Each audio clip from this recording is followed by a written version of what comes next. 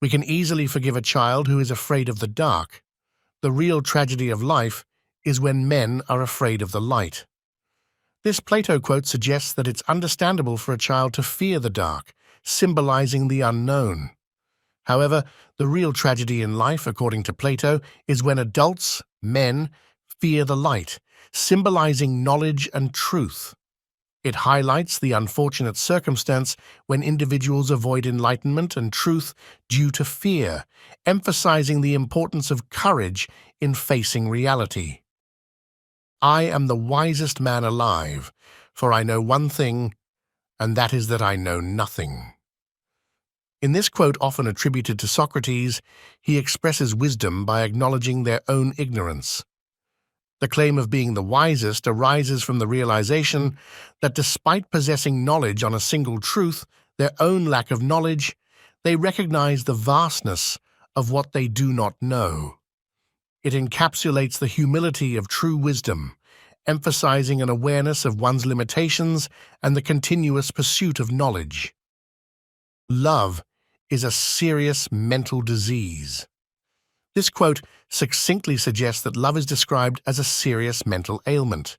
It implies that love can have profound and intense effects on one's thoughts and emotions, akin to a serious illness. The use of mental disease conveys the idea that love is a powerful and sometimes overwhelming force that can significantly impact an individual's state of mind. Good people do not need laws to tell them to act responsibly, while bad people will find a way around the laws. This quote suggests that inherently good individuals naturally act responsibly and ethically without the need for laws to guide them. On the other hand, those with malicious intent will seek loopholes or ways to circumvent laws, emphasizing the idea that laws primarily serve to restrain those who may act immorally despite legal regulations.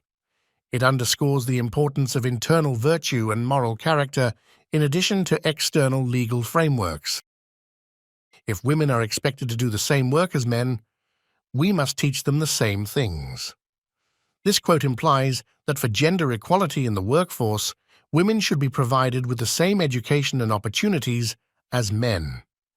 It underscores the idea that equal expectations in terms of work require equal access to education and training, advocating for fairness and equal opportunities for both genders. Human behavior flows from three main sources: desire, emotion, and knowledge. This quote suggests that human actions are primarily influenced by three main factors: desires, emotions, and knowledge. It implies that the interplay of these elements shapes and guides the behavior of individuals, emphasizing the complexity of human motivations. There are three classes of men: lovers of wisdom, lovers of honor, and lovers of gain.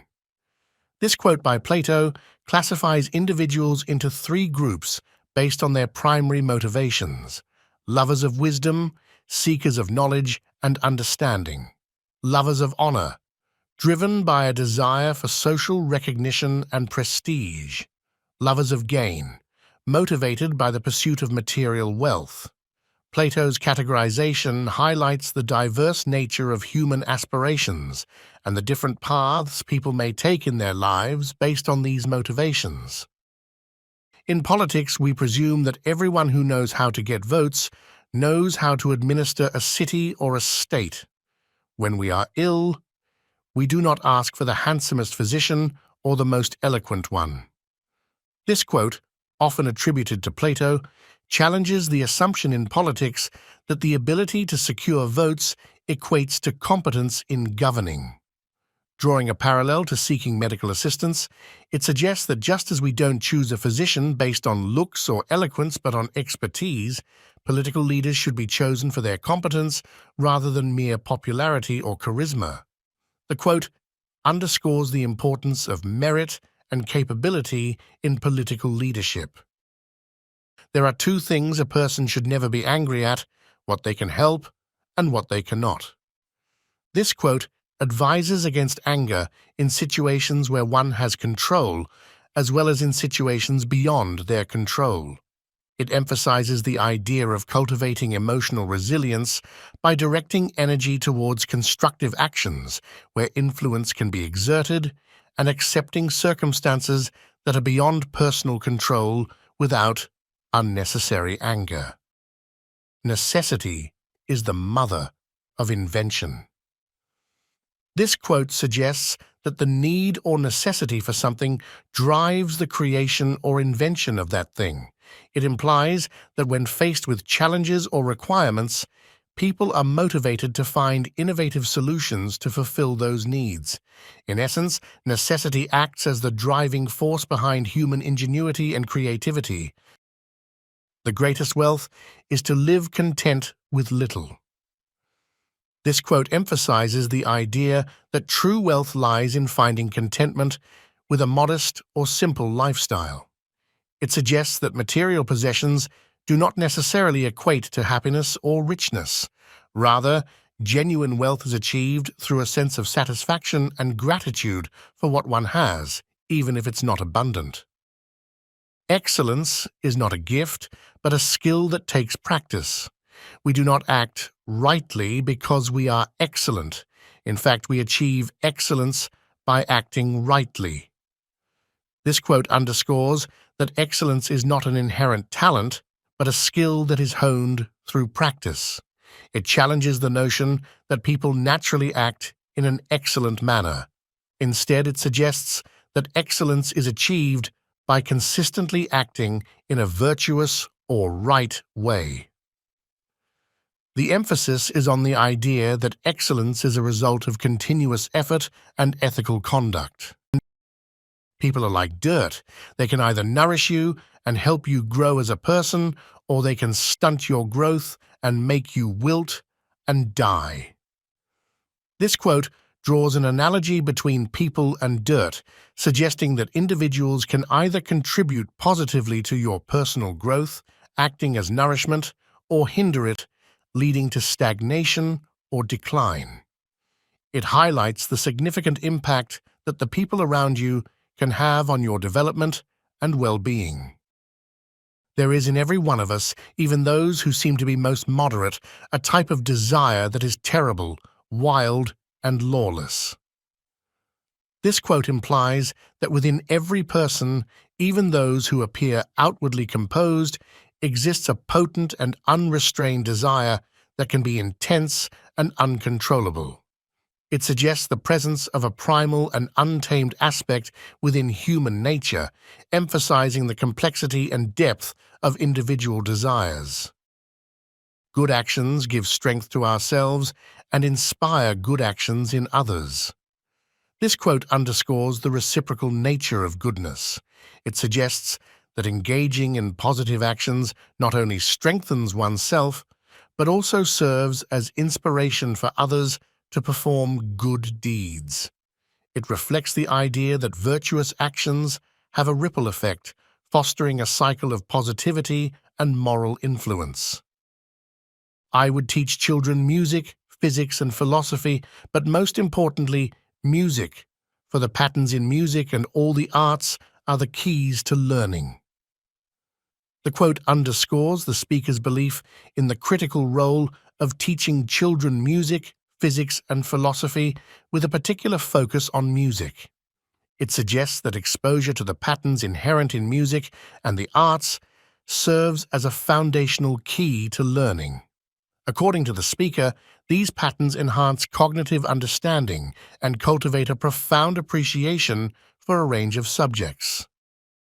A hero is born among 100, a wise man is found among 1,000, but an accomplished one might not be found even among 100,000 men. This quote emphasizes the rarity and exceptional nature of true accomplishment. It suggests that while heroes and wise individuals may be relatively more common, finding a truly accomplished person is an exceedingly rare occurrence, highlighting the exceptional qualities and achievements that set them apart from the majority.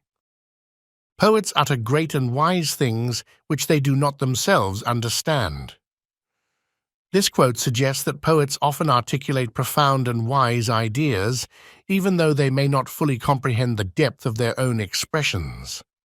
It underscores the mysterious and intuitive nature of poetic inspiration, where profound insights can emerge beyond the conscious understanding of the poet. True friendship can exist only between equals. This quote asserts that genuine friendship is only possible when there is equality between individuals. It implies that a true and meaningful friendship requires a balanced and reciprocal relationship, where both parties are on an equal footing in terms of respect, understanding, and mutual regard. To be afraid of death is only another form of thinking that one is wise when one is not. It is to think that one knows what one does not know. No one knows with regard to death whether it is not really the greatest blessing that can happen to man. But people dread it as though they were certain it is the greatest evil. This quote challenges the fear of death, suggesting that such fear may arise from a misguided sense of wisdom. It points out that claiming to know the nature of death when it is fundamentally unknown is a form of false wisdom. The quote proposes the idea that death, rather than being an evil, might be the greatest blessing, and it questions why people fear it so strongly when they cannot be certain of its nature. Plato, the ancient Greek philosopher, was born around 428–427 BCE in Athens, Greece. He belonged to a prominent and wealthy family with political ties. Little is known about his early life, but he was likely educated in philosophy, poetry, and athletics. Plato was a student of Socrates, and his philosophical works are primarily presented in the form of dialogues featuring Socrates as the main character. After Socrates' death in 399 BCE, Plato traveled extensively, including trips to Egypt and Italy, where he was influenced by Pythagorean and Eleatic philosophies. In 387 BCE, Plato founded the Academy in Athens, one of the earliest institutions of higher learning in the Western world. The Academy became a center for philosophical and scientific inquiry and remained active for several centuries. Plato's philosophical contributions are vast and cover areas such as ethics, metaphysics, epistemology, and political philosophy. Some of his most famous works include The Republic, exploring the nature of justice and the ideal state, and The Symposium, discussing the nature of love. Plato's philosophy often involves the use of allegories and dialogues to convey complex ideas. His theory of forms, the allegory of the cave, and the tripartite soul are among his influential concepts. Plato died around 348–347 BCE in Athens, leaving behind a lasting legacy that shaped Western philosophy for centuries to come. His ideas influenced many subsequent philosophers, including Aristotle, and continue to be studied and debated in academic and philosophical circles today.